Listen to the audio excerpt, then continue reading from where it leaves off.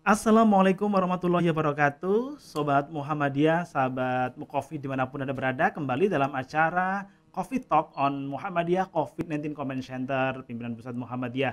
Dan kali ini di penghujung bulan Maret 2022 dan jelang bulan Ramadan 1443 Hijriah, kita kembali menyapa Sobat Muhammadiyah, sahabat Mukofit di seluruh tanah air untuk berbincang mengenai salah satu topik yang kali ini tentu dinantikan oleh seluruh jamaah dan juga masyarakat di seluruh Indonesia, yakni terkait dengan protokol kesehatan ibadah Ramadan dan Idul Fitri 1443 Hijriah. Dan sudah ada dua narasumber kita yang nanti akan berbincang mengenai protokol kesehatan untuk ibadah Ramadan dan Idul Fitri 1443 Hijriah ini. Yang pertama adalah Dr. Ahmad Fikri, spesialis paru, yang nanti akan mengupas terkait bagaimana kemudian kondisi pandemi saat ini. Dan yang kedua adalah Ustadz Asok Profesor Wawan Gunawan LC. Beliau adalah anggota Divisi Fatwa Majelis Tarjih Pimpinan Pusat Muhammadiyah. Dan mengawali kita, maka mari kita akan menyapa Dr. Ahmad Fikri, spesialis paru. Assalamualaikum Dr. Fikri. Waalaikumsalam warahmatullahi wabarakatuh. Baik, Dokter Fikri, kalau kemudian Ya, kita melihat kembali pandemi COVID-19 di periode akhir ini di tahun ketiga, di mana kemudian sudah mulai ada pelonggaran-pelonggaran di tempat publik dan yang lain ya, terutama juga di tempat ibadah. Nah, kemudian tentu masyarakat sudah menantikan bagaimana bisa beraktivitas untuk di bulan Ramadan 1443 Hijriah dengan semaksimal mungkin. Nah, mungkin Dokter Fikri bisa menyampaikan kepada kita saat ini sebenarnya pandemi COVID-19 seperti apa, Dokter? Kami persilakan. terima kasih Mas. Jadi sebagai pendahuluan ya kurang lebih sudah 2 tahun awal pandemi kita. Awal pandemi kira-kira 11 Maret tahun 2020 WHO mengumumkan pandemi. Sekarang tanggal 31 Maret 2022 sudah 2 tahun lebih sedikit pandemi terjadi di Indonesia dan di dunia. Jadi untuk kasus pandemi terutama di Indonesia, kalau kita lihat dari grafiknya dari awal 2020 sampai 2022 ada 3 kali pelonjakan atau 3 kali gelombang. Jadi sekitar awal 2021, Januari, Februari, terus bulan Juli, Agustus 2021 juga, dan yang terakhir kemarin bulan Februari, Maret tahun 2022. Kalau kita lihat dari 3 grafik ini atau 3 gelombang ini, yang paling tinggi atau yang paling banyak kasusnya adalah sebenarnya yang terakhir ini, Mas. Jadi yang lebih tinggi dibandingkan sebelumnya.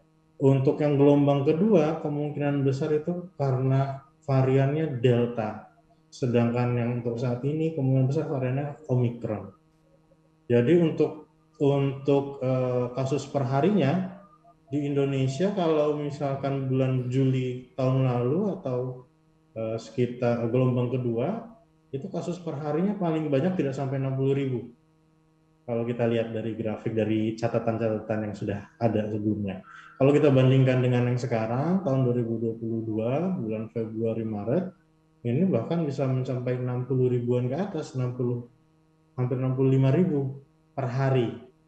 Nah, ini memang dari beberapa penelitian yang varian Delta dan Omicron ini memang berbeda dalam hal penyebarannya. Jadi lebih cepat penyebarannya adalah dengan Omicron. Tapi kalau berdasarkan dari klinis atau dari gejala atau dari yang menyebabkan pasien sakit, gejalanya lebih ringan yang Omicron.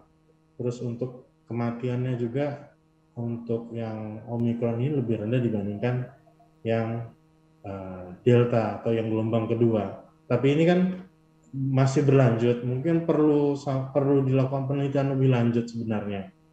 Sedangkan kalau kita lihat tren saat ini terutama di Jogja, kalau kita lihat dari tanggal 28 Maret yang saya baca, yang saya lihat penambahan kasusnya sekitar 176 untuk kasus baru di Yogyakarta.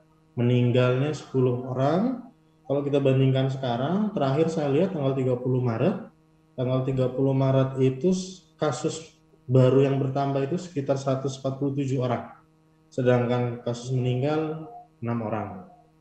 Jadi alhamdulillah trennya untuk saat ini menurun, mudah-mudahan sampai akhir juga menurun dan bisa selesai Omikron ya, atau selesai dengan COVID-nya. Untuk gejala-gejalanya Omikron untuk saat ini hampir sama dengan yang kemarin-kemarin, keluhan sesak, batuk, atau nyeri dada, atau demam bisa terjadi. Untuk yang sekarang Omikron ini ada berbagai jenis variannya, ada yang BA1, BA1.1 atau BA2 yang lagi diperbincangkan di masyarakat atau di internet itu adalah varian BA2. BA2 ini kalau berdasarkan penelitian di India, gejalanya dia lebih mengarah ke gejala pencernaan. Contohnya mual, muntah, ataupun diare. Tapi tidak menutup kemungkinan ada gejala-gejala batuk ataupun sesak. Nah, untuk pengobatannya kurang lebih hampir sama. Untuk yang Omikron ada vitamin, pemberian antivirus, jadi disesuaikan pemberian pengobatannya berdasarkan dari derajatnya. Nah, untuk pasien-pasien yang resiko terjadi COVID-19 yang parah, ada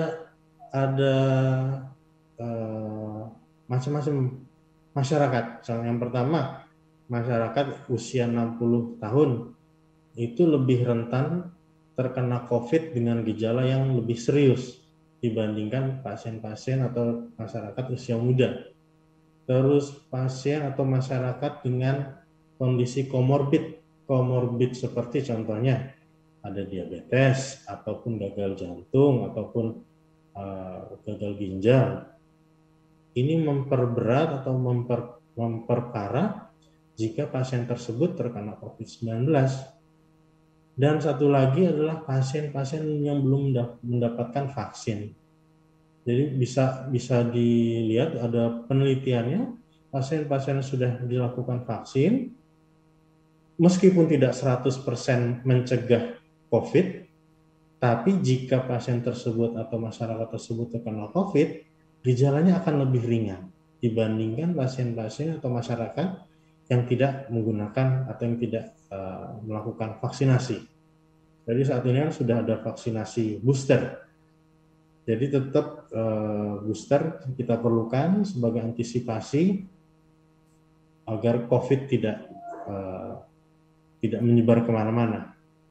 Nah, selain itu juga yang perlu kita perhatikan selain penyebarannya, yaitu biasanya penyebaran dari COVID ini berupa droplet, atau misalkan ada orang batuk ataupun orang bersin yang terinfeksi, jika kita menghirup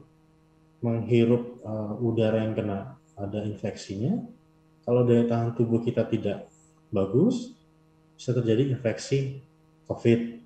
Bisa juga perantara lainnya, transmisi lainnya dengan menyentuh, contohnya menyentuh objek atau menyentuh sesuatu, kemudian menyentuh mulut atau mata ataupun hidung. Nah, ini bisa sebagai transmisi kuman COVID masuk ke dalam tubuh. Jadi, baik, pasiennya kita harus menggunakan masker dan harus secara berkala mencuci tangan untuk mencegah terjadi transmisi dari COVID ini. Baik. Oke, terima kasih Mas Fikri. Saya kira poin penting dari Dr. Ahmad Fikri tadi bahwa saat ini pandemi sudah mulai melandai dan tentunya kemudian kalau kita lihat di beberapa daerah di Indonesia juga menunjukkan angka bahwa COVID-19 dengan varian Omikron ini memang kemudian tidak menunjukkan resiko yang cukup berat dibanding kemudian dengan varian Delta maupun varian yang lain di sebelumnya di tahun 2021 maupun di tahun 2020 ketika gelombang tsunami COVID pertama dan kedua. Baik, saya kira ini menjadi salah satu dasar yang kemudian pimpinan Pusat Muhammadiyah memberikan edaran terkait dengan protokol kesehatan ibadah Ramadan dan Idul Fitri 1443 Hijriah. Nah, saya ke Ustadz Wawan Gunawan LC atau Ustadz Asprof Wawan Gunawan LC. Beliau adalah anggota Divisi Fatwa Tarjih Pimpinan Pusat Muhammadiyah. Assalamualaikum Ustadz Wawan. Baik, Ustadz Wawan, tadi di awal Dokter Fikri menyampaikan bahwa memang saat ini kemudian kalau kita lihat tentang pandemi yang kemudian mengarah kepada endemi di mana kemudian sudah mulai melandainya COVID-19, bahwa varian Omicron tidak terlalu berat dampaknya dibanding dengan varian Delta, kemudian juga terkait dengan sudah mulai sebagian besar warga kita juga sudah divaksin 1 dan 2, bahkan sebagian juga sudah booster. Sehingga kemudian muncullah edaran terkait dengan protokol kesehatan. Nah, Ustadz Wawan, bisa disampaikan kepada seluruh sahabat Muhammadiyah dan juga sahabat Mukofit di seluruh tanah air, edarannya seperti apa? Apa yang berbeda antara protokol kesehatan ibadah Ramadan 1443 Hijriah dan 1442 Hijriah ataupun 1441 Hijriah? Kami persilakan Ustadz. Baik, bismillahirrahmanirrahim. Assalamualaikum warahmatullahi wabarakatuh. Alhamdulillah wassalatu wassalamu ala man la nabiyya ba'da wa la haula wa la quwwata illa billah. Perbedaan yang sangat mendasar adalah bahwa 1442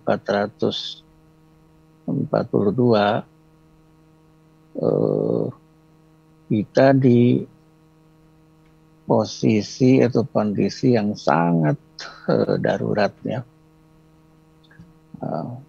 di mana segala sesuatunya itu dikualifikasikan memerlukan satu perlakuan yang khusus, sehingga kemudian disebut sebagai al-hajah as-syar'iyyah.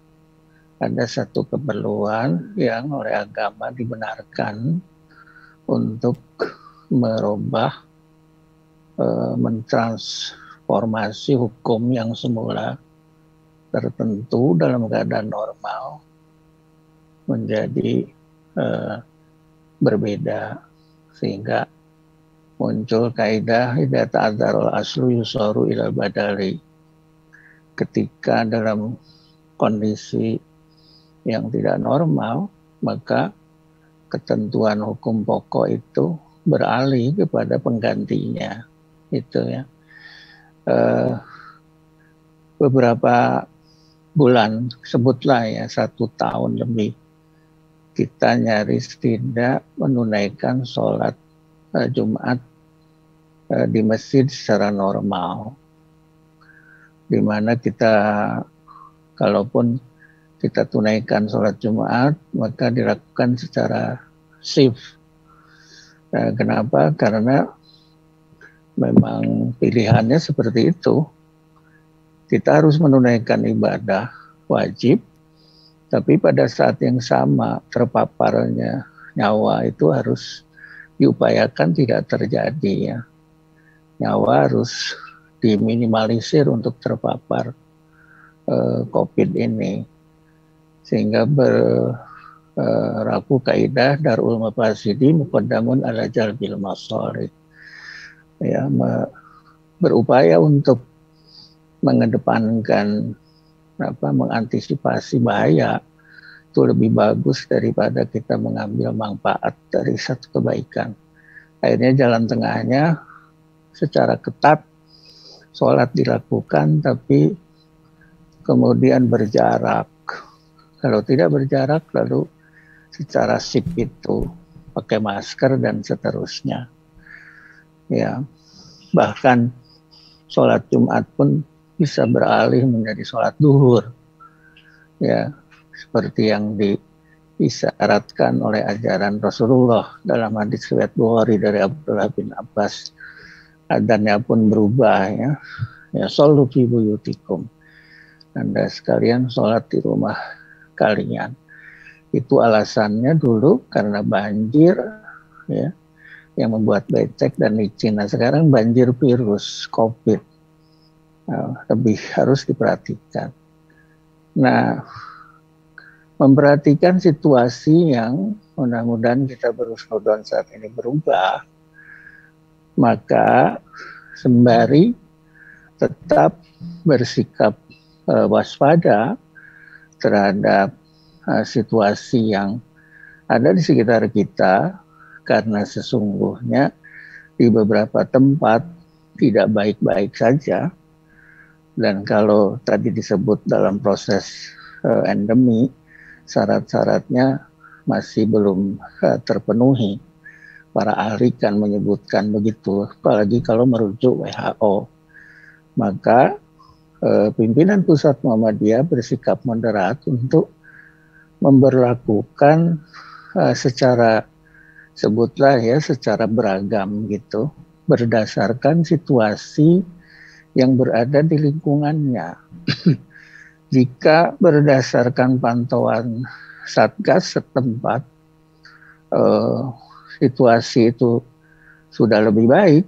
Sebagai misal, saya kemarin pergi ke PDM Kendal. Di Kendal itu levelnya itu 2 menuju 1, sehingga masyarakat di sana relatif lebih nyaman, lebih terbuka ya, bahkan beberapa itu tidak pakai masker ya. Beda dengan di Jogja. Di Jogja ini kan dari 4 belum turun ke 3 ya Pak Budi. Ya, kita agak lebih ketat. Nah, di Kendal itu relatif sholat berjamaah itu sudah dekat ya, ininya, shopnya, tapi masker masih dipakai. Saya lihat begitu. Dan ya saya sebagai orang Jogja menyesuaikan. Sebab kalau agak berjarak mesti dipandang aneh oleh mereka kan.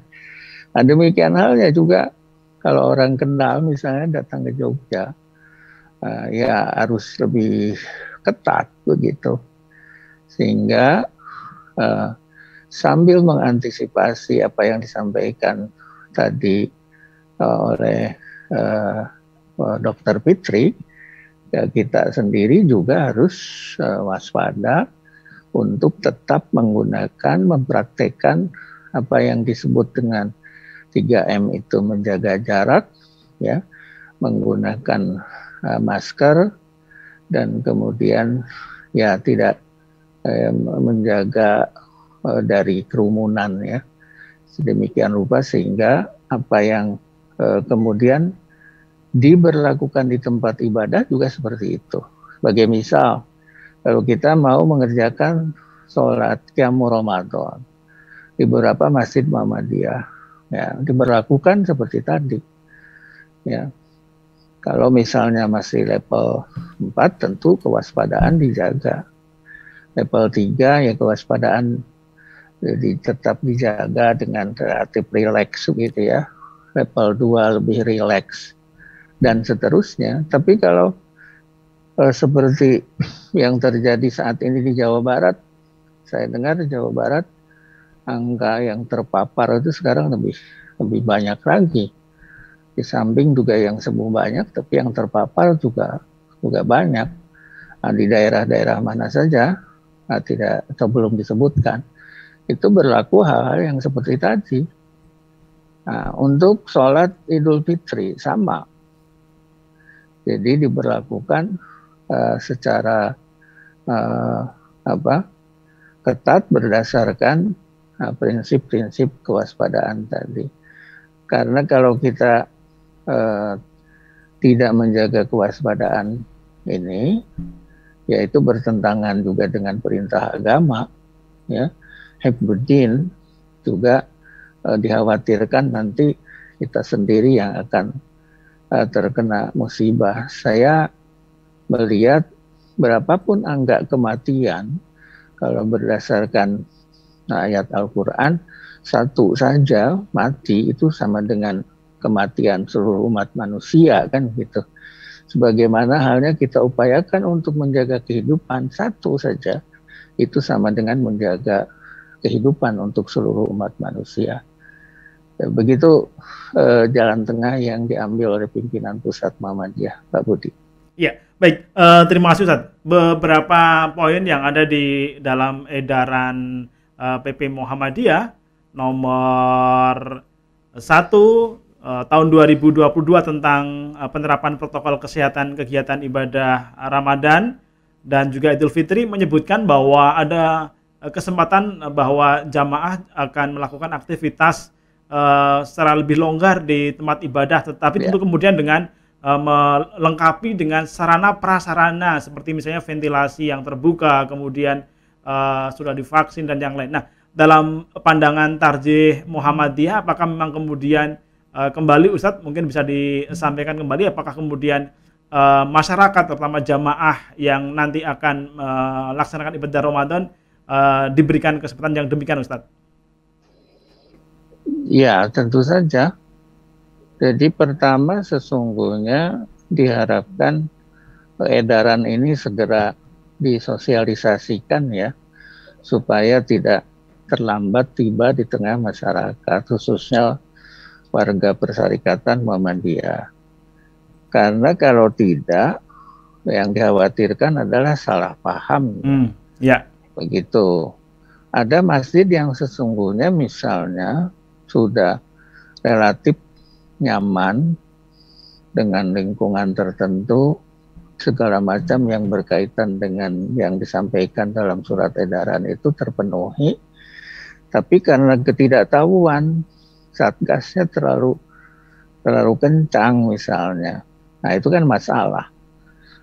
Bisa dikomunikasikan surat edaran ini berdasarkan ijtihad burhani yang dilakukan oleh Muhammadiyah COVID-19 Command Center, menyimpulkan, memasok ya data kepada Majelis Tarjih seperti itu. Kemudian Majelis Tarjih berpendapat secara umum kita tetap waspada, tapi di tempat-tempat tertentu diberlakukan seperti yang tadi disampaikan dalam surat edaran itu. Jadi seperti ventilasi yang terbuka, kemudian bahkan sesungguhnya saya sampai sekarang sih lebih bagus karpet itu jangan dulu dipasang ya. Ya, saya lebih setuju jamaah membawa sajadah masing-masing secara pribadi. Karena kalau karpet dipasang, kita tidak tahu di antara jamaah itu kan sebutlah ada OTG begitu ya. Saya kalau cerita sedikit di rumah, di pengalaman salah satu putri saya yang sudah berkeluarga karena suaminya sering ngantor, sementara putri saya ngajar secara daring dari rumah, itu kan kena dari suaminya. Iya, nah ini juga bisa begitu. Ada yang imunitasnya pas kurang bagus, fisiknya kurang fit, ya terkena dari jamaah yang OTG itu. Ya, dari mana? Dari seringnya digunakan karpet dan ada bersin di sana dan seterusnya, karena maskernya misalnya kurang ketat bisa terjadi. Karena itu lebih bagus sesungguhnya sajadah itu ya sajadah yang dibawa, bukan masang karpet. Apalagi kebersihan ya, dan semua yang biasa kita umumkan pada hari-hari ketat kemarin ya masih dilakukan ya, tetapi dengan cara ibadah yang lebih rileks karena situasinya memang menuntut begitu. Tetapi sekali lagi seperti di Jogja kan secara umum, kalau saya mendengar kita belum turun ke 3 apalagi 2, meskipun di beberapa tempat. Bahkan di satu tempat yang dekat pantai, yang mestinya udara pantai itu bisa membantu lebih sehat, ternyata kena COVID juga. Ada ranting Muhammadiyah di Sanden sana, saya diberitahu oleh saudara Fauzi Bakri gitu ya. Bahkan ketua rantingnya kena dan seterusnya. Jadi kewaspadaan perlu, tapi karena situasi sudah melandai, kita bolehlah rileks sedikit begitu, sambil berdoa dengan ikhtiar booster dan vaksinasi buat yang belum. Bismillah, mudah-mudahan kita dapat imunitas berjamaah, herd immunity, dan pada saatnya nanti ya endemi muncul begitu. Begitu Pak Budi. Oke, baik Ustadz, sebagai penutup apa nih pesan Ustadz Wawan kepada seluruh masyarakat di Indonesia untuk menyambut bulan suci 1443 Hijriah? Mangga Ustadz. Ya, pertama Bismillahirrahmanirrahim. Sebagaimana tahun-tahun yang lalu kita sambut bulan Ramadan ini ibarat tamu agung yang membawa oleh-oleh yang begitu melimpah berupa pahala yang dilipat gandakan, ya, berupa ampunan, ya, bahkan rahmat dan pembebasan dari api neraka. Ada Lailatul Qadar. Mari kita sambut bulan Ramadan tahun ini 1443 Hijriah dengan menjaga kesahduan, menjaga kehusuan dalam beribadah, sembari kita waspada untuk menjaga situasi yang berada di sekitar kita. Musibah masih bersama kita dengan harapan insya Allah dari pandemi akan beralih menjadi endemi, dan pada saatnya nanti insya Allah kita semuanya akan terbebas dari ini semua. Mudah-mudahan kita bertemu dengan Syawal, meningkat kualitas kemanusiaan kita, keimanan kita, keislaman kita, keihsanan kita, dan pada saat itu juga kita meningkat kesehatan dan kualitas musibah ini menjadi lebih baik insya Allah. Allahumma amin. Baik, terima kasih kepada Asprof Ustadz Wawan Gunawan LC, anggota Divisi Fatwa Majelis Tarjih Pimpinan Pusat Muhammadiyah. Terima kasih juga kepada Dr. Ahmad Fikri, spesialis paru, yang telah berkenan berbagi tentang protokol kesehatan ibadah Ramadan dan Idul Fitri 1443 Hijriah. Mari kita sambut bersama dengan gembira dan terus kita menjadikan diri sebagai penggerak pemutus virus COVID-19 di Indonesia. Ibadah yang nyaman, ibadah yang aman, dan bergembira bersama menyambut bulan suci Ramadan. Mohon maaf segala khilafan, kita akan bertemu dalam COVID Talk on Muhammadiyah COVID-19 Comment Center di lain waktu. Assalamualaikum warahmatullahi wabarakatuh.